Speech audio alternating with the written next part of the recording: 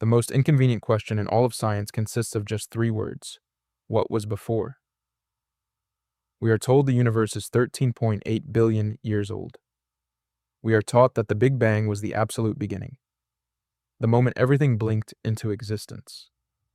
But what if that's wrong? What if the first, most important chapter of our cosmic history is entirely missing?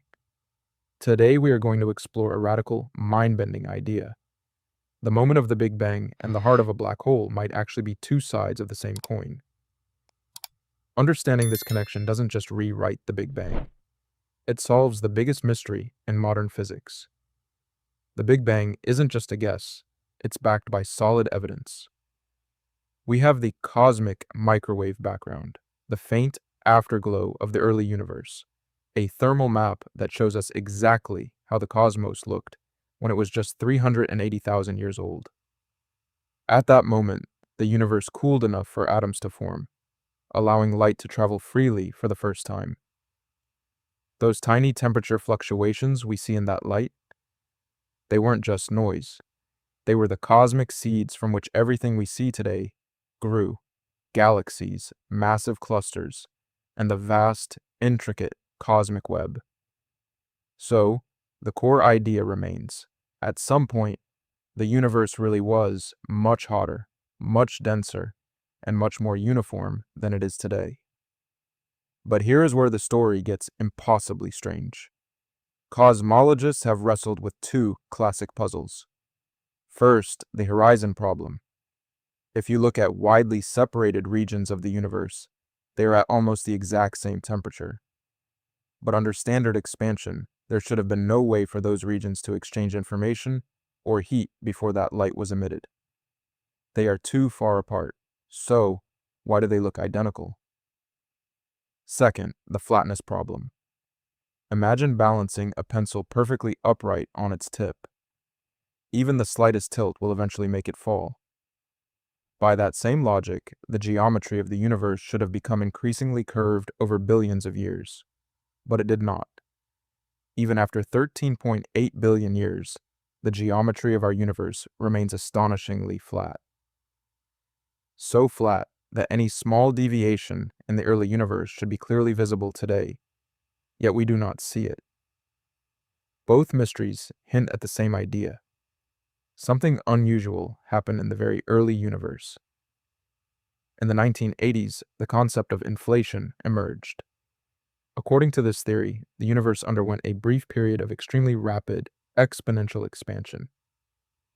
It happened so fast that a tiny, microscopic region of space was stretched to sizes far larger than the entire observable universe. This cosmic stretching instantly smoothed out the temperature and flattened the geometry. But this brings us back to the main question. What triggered it? If the singularity, that infinitely dense point, is not a real physical object, but just a warning sign that our current math has stopped working, then what was actually there? Today, there are several competing revolutionary ideas. One of the most famous suggests that the Big Bang was not the absolute beginning. According to this version, before the expansion, there was an earlier universe that was slowly contracting. But instead of collapsing into an infinitely dense point, it reached a limiting state and then bounced back.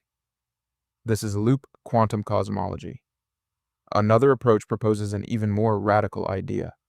Perhaps the question, what was before the Big Bang, is not even correctly posed. Following the Hartley-Hawking proposal in the earliest stages, space and time may have behaved so strangely that the usual notion of before simply did not exist. It's a bit like asking what is north of the North Pole. The question itself assumes a direction that loses all meaning at that point. But here's where it gets wild. The singularity we assume started the universe is the exact same error we find in the heart of a black hole. Look at a collapsing massive star. It's held up by nuclear fusion. When that fuel dies, gravity wins. It crushes matter down until it hits an event horizon.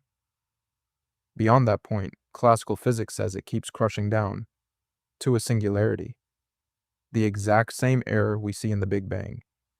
Inside a black hole, our two best theories go to war. General relativity says gravity wins. Quantum mechanics says information cannot be destroyed.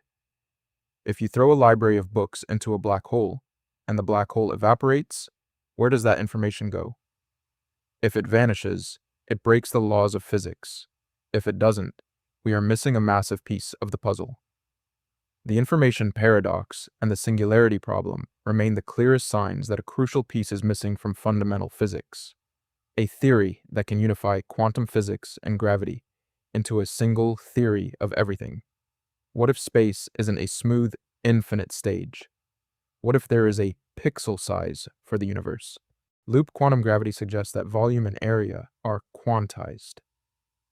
If space can't be divided infinitely, then singularities can't exist. They are just a mathematical illusion caused by assuming space is smoother than it actually is. In cosmology, such mathematical approaches can lead to a bounce instead of a Big Bang singularity. This leads us to the Planck star.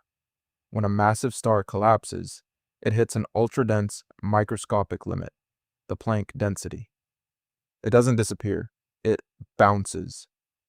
To an outside observer, this looks like a frozen black hole, but inside, it could be the Big Bang of a new universe. We are closer than ever to the answer. Every time LIGO detects a black hole merger, or the James Webb telescope captures an ancient galaxy, we are looking for the same thing, evidence of where our current equations break down. The answer to what was before the Big Bang isn't just about the past. It's about discovering the final, unified theory of reality. We just need to stop pretending that infinity is an answer. We are closer than ever to the truth, and the next decade of discovery may finally show us what lies on the other side.